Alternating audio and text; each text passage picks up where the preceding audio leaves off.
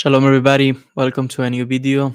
In today's encounter, we are going to study a sugya in the Talmud, in the Gemara, that explains an incident that took place regarding a rabbi who encountered a demon, a seven-headed demon, and how he was able to fight it and defeat this evil entity. This is one of the episodes that sometimes we find in the Talmud that describes the encounter with the unseen world, with the paranormal world. And this is related regarding Rav Acha Bar Yaakov, was a great Mekubal, a great Kabbalist in the time of the Tanaim, that he was able to defeat a demon. And it seems that the incident also um, involved, it seems not, it actually involved a great rabbi, Avaye, who was also an exorcist and a well-known knower of the Shema, the power of the name of God and how to use it. You know, he had a lot of different encounters with demons and other entities, as we know from the Talmudic uh, narrative. So, without further delay, let's read the Gemara and let's look into this incident. It says the following. It says, "Ki had Rav Yaakov bereyad de Rav Aha Bar Yaakov." This is like an episode, an incident that took place related to Rav Yaakov, the son of Rav Aha Bar Yaakov. What happened? It says, "Shedarei Abuha lekamea de Abaye." His father sent him to learn, to study at the academy, at the Bet Midrash, at the yeshiva of Abaye.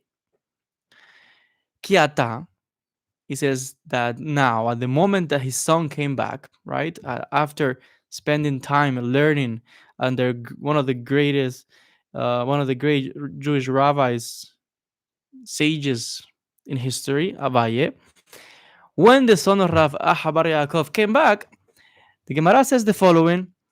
It says the following: Hazeye de lo have mi hadidin ma shema'ateya. It says that his father saw that he was not did not have an acute command of the material he studied. Basically, he sent him to learn for X amount of time. When the when the kid came back, the rabbi tested him to see if his son actually learned something from during all this time of studies, and he was disappointed. He says, "What's going on here?" I noticed that he noticed that he did not have command of the material that he studied. Amarle. So he said to him, the father said to his son, Ana adifa minach. It says, I am better than you, basically. In other words, he's saying, it's better for me to learn than you. That's what he's saying. Continues. Tov ev de ezel ana. He says, you stay here, and I'm gonna go and learn. Stay here. I'm gonna go and learn and study under Abaye. Shema Abaye de Kahavatia. Abaye heard that Rav Acha Bar Yaakov was coming to learn with him, was coming to learn and to study with him. So what happened? So the following. Haveahu Mazik Bey Rabanan de Abaye. He says that there was a certain Mazik. Mazik is like, it's a demon. It's a certain entity, because there are different categories, Shadim, Mazikin, etc. There are different ones, but this is specific. It's a mazik. It's a type of demon that causes a lot of damage. It's a damager. It causes destruction. So this entity lived in Avaye's Bet Midrash. In the academy of Abaye, there was a demon. And what happened? It says, Dechi havu ayelei bitran. It says that when people used to walk to the study hall in pairs, still was able to create damage. We know from the Talmud that it says that if two people walk together, there's a high possibility that demons will not attack the person. But if a person walks by himself alone, then there's a higher chance that demons will attack the person at night. But we noticed from this incident that even people walking in pairs, they were attacked, and there was a great danger in the Bet Midrash by this evil entity. Rashi explains also, right, because there's a question here: how could it be that there is an evil entity at the Bet Midrash? What's going on? It's the house of learning, the house of Torah. Rashi explains that it seems to be that the Bet Midrash or the Yeshiva of Avaye was located far away in the countryside, and we know from the Nechamim that demons inhabit, areas where there's not that many people, the countryside and these areas. That's where they are. And it seems that the Bet Midrash, the Yeshiva of Avaye, was located in this area, and that's why there was a demon in there that was attacking people, even people who walk in pairs. Not only that, it says Afilu bimama havu mitazke. He says that even he would attack people during the daytime and torment the people.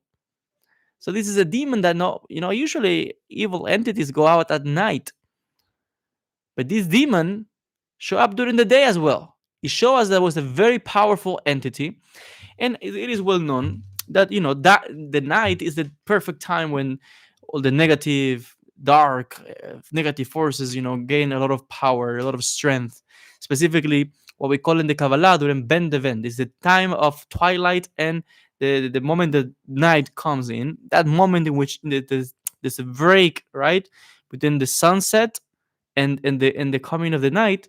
That's when they creep in, they go in, all the and slowly all the negative forces start getting a lot of power and a lot of, right, is dominant hour during the night. And that's when all the demons and evil entities go out and do a lot of damage. And that's the time also when people who do black magic, it's the perfect time.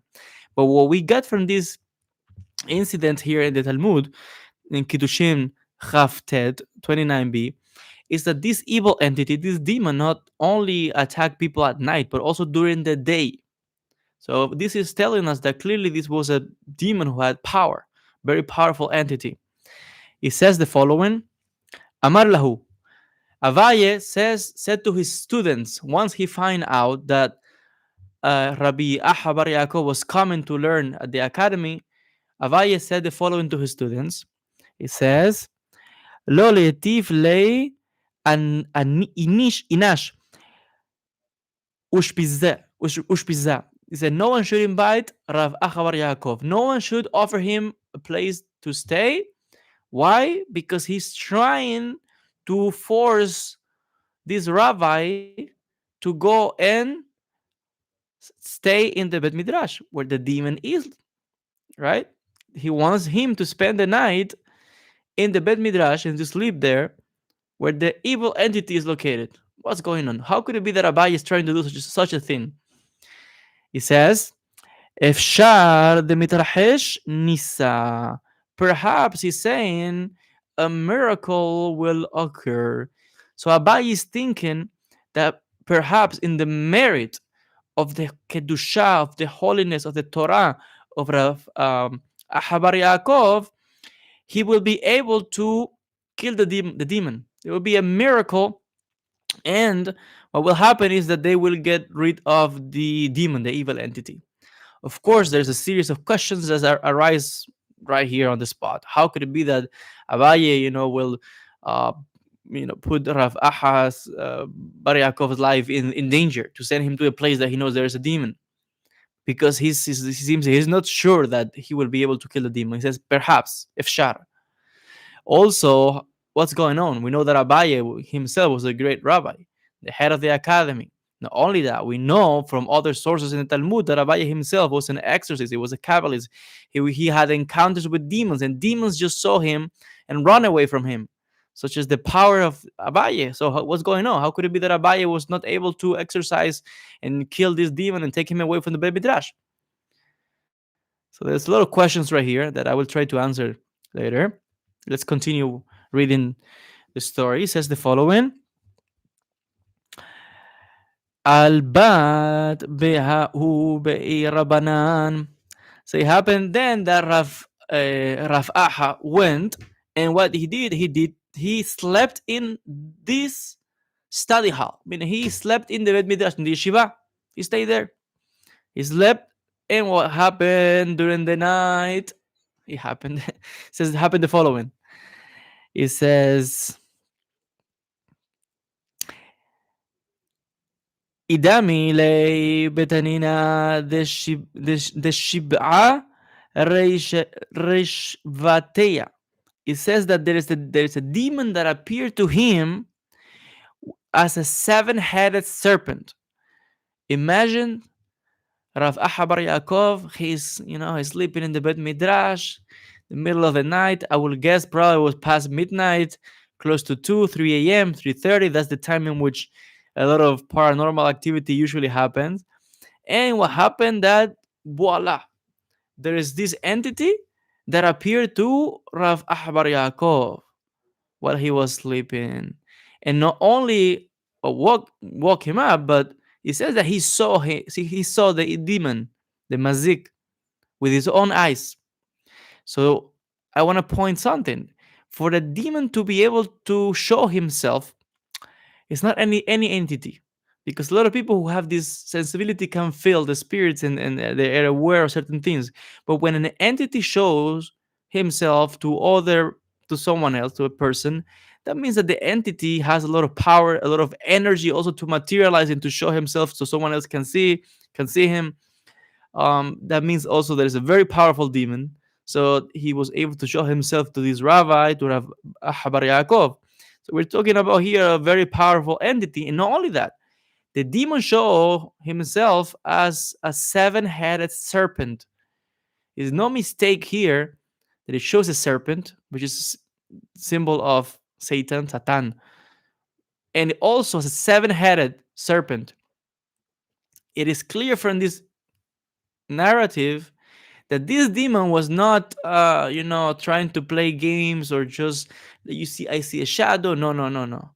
If he shows himself with this shape to the rabbi, that means that he wanted to actually scare the rabbi. He wanted to hurt the rabbi because he actually hurt other people.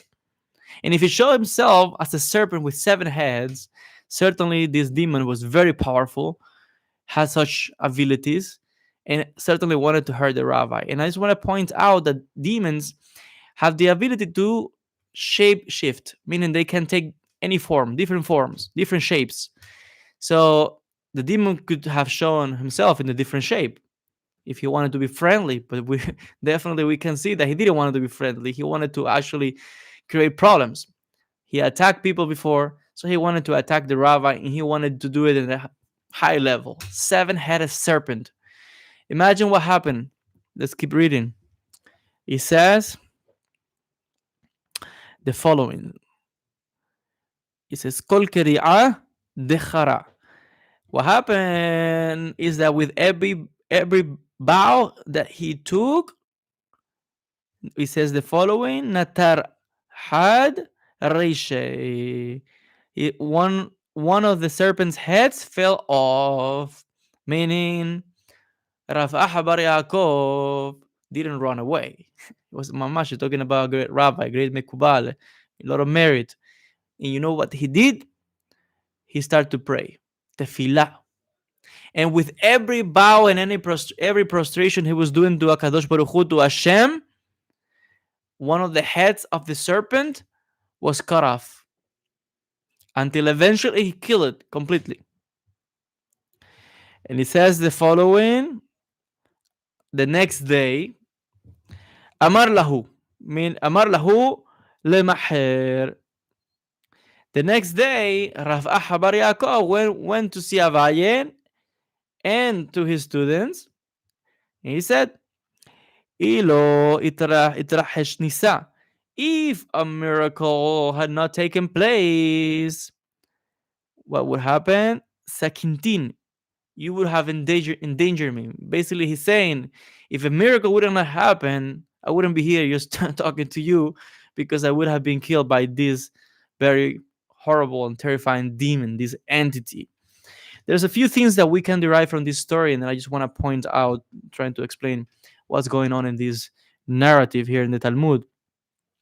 Like I said, it's a very interesting incident. From here, we see the following. Again, Rav Ahabar Yaakov was not just a simple person. He was a very well seasoned, trained, Mekubal, expert, a lot of merit, a lot of Torah.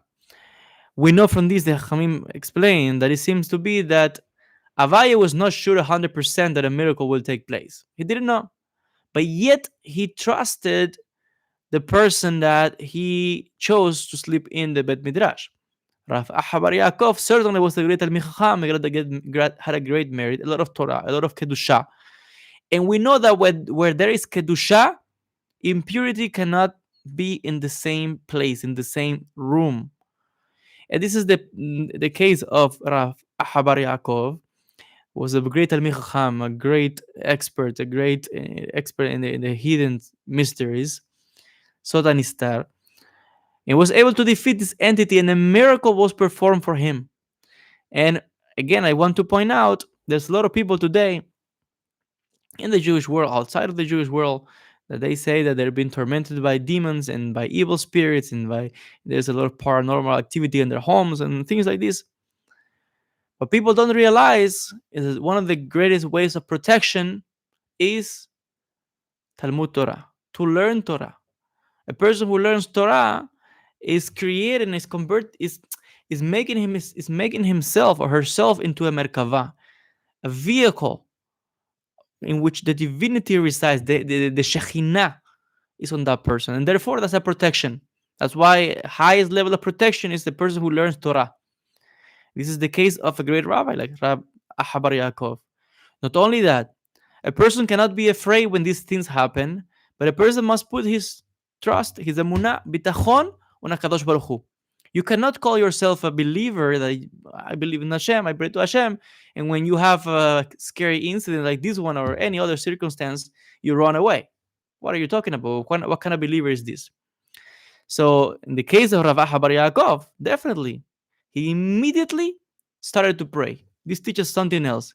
Even though you could be a great Talmid Chacham, and even you could be the holiest of the holiest of person, and go to the mikveh every day and do this and learn Torah, don't be overconfident and think, oh, I am something, I am so holy, I have this reputation, I am ex-rabbi, I am this and that, I read 18 chapters of Mishnayot every day. No. Rav Ahabar Yaakov, even though he was a great Talmid Chacham, he was a Mekubal, he was a respected rabbi, he didn't rest on miracles, even though a miracle happened for him. But he didn't test it at Kadosh Baruch Hu. Not only that, he didn't thought of himself like, oh, I'm such a great person, I'm gonna take care of the demon. I know Shemot to just get rid of him. No. Rav Ahabar Yaakov immediately called onto HaKadosh Baruch Hu, started to pray. He didn't think, oh, I have a power, I can do this. No. Immediately he called to HaKadosh Baruch Hu. He recognized the source of everything is HaKadosh Baruch Hu. And because of this, that's the right approach, Hashem performed a miracle for him. And every time he prostrated to HaKadosh Baruch Hu, recognizing with humility there is a higher power, the source of everything, the only will that exists in the world is the will of Hashem, a miracle happened. And one of the heads of the serpent got chopped off, cut with every bow, 7 bows, until the demon completely got eliminated, killed, defeated, destroyed. So it's a great miracle happened. And again, we're saying from this that a person shouldn't be afraid. If a person is going through this kind of situation, let's say today, because I have many people who send me emails and messages from all over the world telling me that they're going through similar things like this one, and there's people in their families who are possessed and they have stuff like that happening in their homes and paranormal activity, etc. People from all over the world reach out to me with these kind of incidents. Some of them might be real, others might be not. But what I'm trying to point out is that a person must always go and look after HaKadosh Baruch Hu, the Almighty, the Creator, God, Hashem. And certainly purify himself, get and learn Torah. The person should do tefillah. And certainly the person will be delivered from these entities and negativity, as we saw in the case of Rav Habar Yaakov. Now, I want to address the incident, or the question, like, how could it be that Abaye was not able to get rid of the demon and have to call someone else? So let me explain something very important right here. Even though there are many rabbis, not that doesn't mean that everybody is qualified to deal with the unseen world. Now, if you have rabbis, within rabbis, you have rabbis who are mekubalim, who are Kabbalists. So you have rabbis and you have mekubalim, who are rabbis as well. Now, even within the mekubalim, not everybody can do this. Not everybody has the ability to get rid of demons, and there are entities who will have higher, even in the dark world, like certain demons. They have a lot of power and a lot of authority. Not everybody can get rid of them. There are certain people who have the merit, the koach, the strength given to him by God to be able to do an exorcism and to clean a place and to do certain things. But not everybody can do it. Even among exorcists, there are people who can do certain things that others are not be able to. So what I'm trying to point out, even Avaya himself was an exorcist, and he previously had dealt with demons and all of this. It seemed like from the story, apparently he was not able to get rid of the demon, and that's why he had to call Rav Habar Yaakov. And this is easy to explain. Let me tell you a story. Whoever has read the Kitvei Hari, right, or Rabbeinu Isaac Luri Alav Shalom, the person will say Rabbeinu Ari was able to do exorcisms. But guess what? If you read the text, you will see in the Kitvei Hari, in the writings of the Arizal, that he said that the Arizal himself used to send his top student to perform most of the exorcisms. Why? Because the neshama of the holy Rabbi Haim Vital was the neshama that was qualified to do exorcism and to command spirits even higher than the Arizal. Because the Arizal himself said that the neshama of Rabbi Haim Vital was a neshama of a higher level than his own neshama. And the Arizal explained that Rabbi Haim, his neshama came from the root of Cain, was seen as the side of Din. So therefore, a person who has a neshama who comes from the root of Din in the left side is the person who is the perfect candidate, qualified to be able to do exorcisms. And that's why he said that the Arizal used to send his student, Rabbi Haim Vital, to do a lot of the exorcisms that he himself could not do, and used to send his student. And this is similar to the incident that the Gemara is talking about here regarding Abaye and Rav Ahabar Yaakov. It seemed that the Rav Ahabar Yaakov had a koach, a strength, to be able to deal with this type of demon, of such a powerful entity that no one else could deal with. And as I explained before, there are different types of demons. They're not all the same. They're shadim, they're mazikim, malachi avala. They're all types of kinds of entities. There are Jewish demons, Christian demons, Muslim demons, Buddhist demons, Hindu demons. They're all kind of entities. Not everybody knows how to deal with it. So it seemed that in the merit of Rav Ahabar Yaakov as an exorcist, as a mekubal, explain Shemot, Torah, Kedusha, holiness, Hashem was able to perform a miracle and help to clear the place from this mazik, from this evil entity that was tormenting all of the students and created such a havoc and destruction in the Bet Midrash. This is a phenomenal story, amazing, mamash, real incident. People think that this is just baloney and a bunch of stories, that this is not real. Someone who speaks like this don't even know what they're talking about. This is mamash 100% real, and these things still happen today. And I speak from someone who has experience on these matters, that I've seen things and I've been in places, and I'm telling you, there's a lot of people who are until today tormented by evil spirits and demons and entities all over the world. So this is a reality. I want to say as well, I want to point out that there are deeper secrets regarding this sugya, and regarding what does it mean, number 7, the serpent, the name Yaakov. Bezrat Hashem, I will publish another video, perhaps today or tomorrow, in in which my Rabbi in Gemara explained this section, bringing the sources from the Brisker Rav and from the Arizal, Rabbi Sagluria, and he explained deeper mysteries and secrets what's hidden here in this story here in the Gemara Kiddushin Chaftet. Mamash impressive. Just stay tuned, and the Rabbi will be able to explain this B'ezrat Hashem. If you have any question, if you have any comments about it, you're welcome to leave your questions. Siyata Dishmaya, we will be able to answer them in the next video.